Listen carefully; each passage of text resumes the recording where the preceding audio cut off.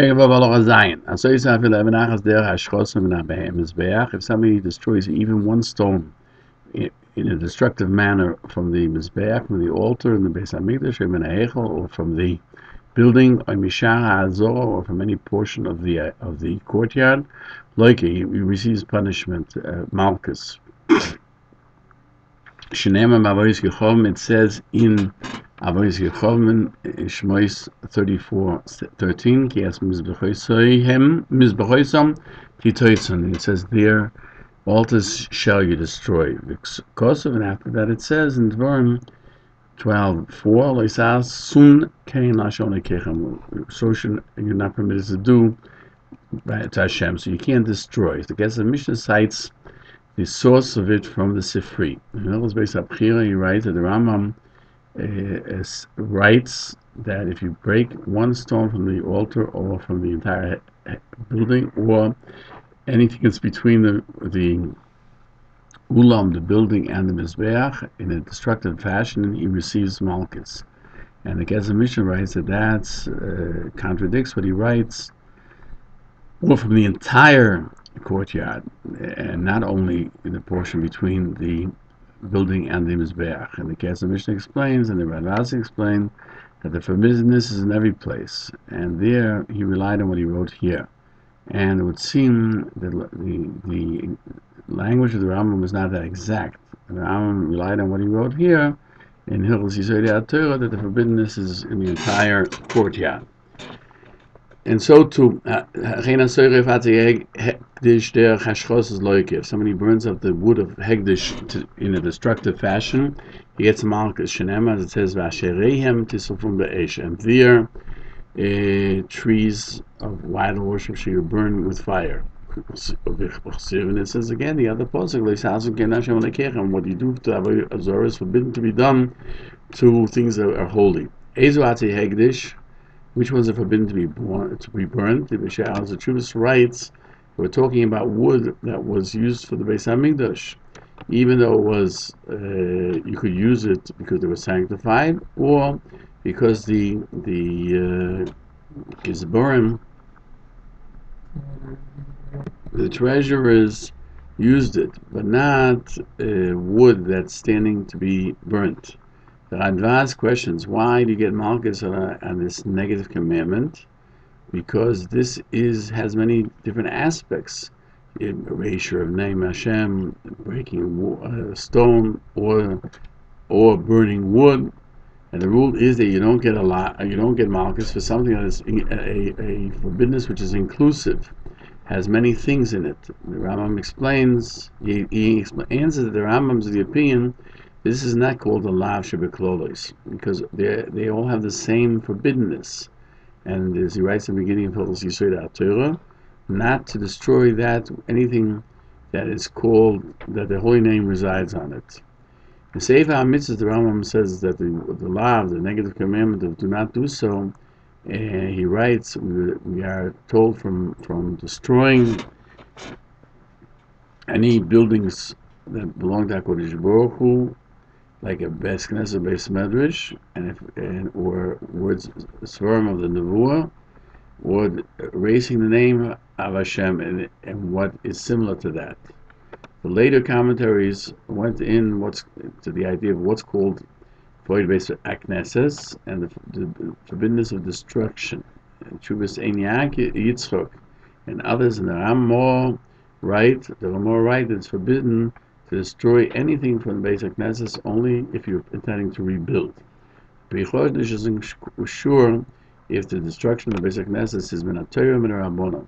Sha'al the Tshuva saying Yitzchok, he's of the opinion that the forbiddenness of the Rabbanon, that certainly you can't make similar the sanctity of the Beis HaKnesses, the Beis HaMedrash, to the sanctity of the Beis HaMikdash, the Mizbeach, where there is malchus min haTorah. And even the Rambam counts this forbiddenness in mitzvahs, in the account of the mitzvahs, but since in the halachas he didn't mention this forbiddenness, it would seem that there's no forbiddenness min haTorah, but he's not sure if the Rambam's opinion is that there is not a forbiddenness in general, or only min haTorah there's no forbiddenness, but Rabbanan it's forbidden.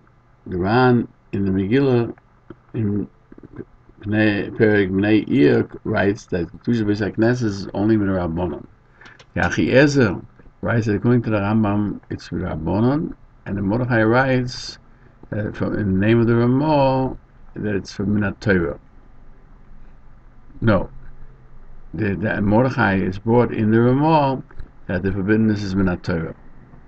The language of the Rambam would seem that the forbiddenness and the lashes are only if he did it to destroy it, even by destroying the garments of a kohen, as it says that by me'il, it should not be torn.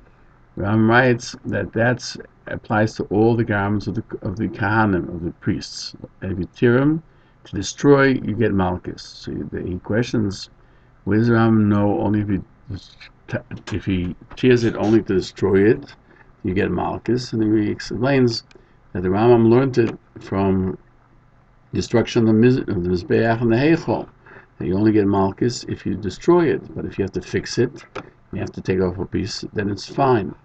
So too by the garments of the Kahana, it's only if you're doing it to destroy it. It could be that somebody erases the shame to correct it, even though he doesn't get malchus. There's a forbiddenness, as we said at the beginning of the Perik, that there it's a different Isser. You get malchus. There it would seem that there is only in destruction, but there's a forbiddenness even without intent of destruction. The Ridvaz also questions, maybe because of the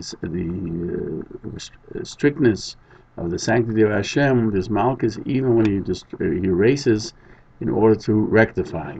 And he proves this because we learned in Halacha Hey, the Rambam writes, you can erase the name or the other names that are not the 7 names. Obviously he's referring there where he needs to do so. And since he writes that in the continuation of Halacha Aleph, that in the holy names you get malchus, we see that there's talking about even to rectify, you still get malchus. In Hilchos Beis HaBchira, which has to do with the halachos dealing with Beis HaMikdash, the Kesef Mishnah writes that if he destroys in order to rectify, it's permitted, like the Ridvaz wrote above. The Tashbaz brings a proof from the Gemara in Bava Basra. There we're told that the wise men of Israel told the Melech Hordes to destroy the Beis HaMikdash and rebuild it afresh. So you see, he can destroy it in order to rebuild it. The Bir Agra also proves from there that one can destroy a Beis HaMikdash in order to rebuild. The Sam Sefer writes that from logic, there's no forbiddenness to erase for rectify, and he brings proof from the wood of Hegdish. That we learned in Psochim that Zekinan would burn the meat that became Tomei with the wood that was meant for the Mizbeach, but not with regular wood, and they weren't considered as having destroyed the wood of the Mizbeach, because that's not a way of destruction. It's for a purpose of burning the holy meat that you can't use anymore. Furthermore, he proves from Beis Chashmonai that they destroyed the Mizbeach, which became Tomei to the Greeks, in order to rebuild it, that you can do it because the place of the Mizbeach is so exact, and we have to destroy the old one in order to build a new one. You can't put a new cover on it. And some Sefer pushes off this proof because in that Mizbeach there was no sanctity at all. Once the Yevonim made it Tomei, as we learn from the Pasuk, that they came into it brazen people and defiled it.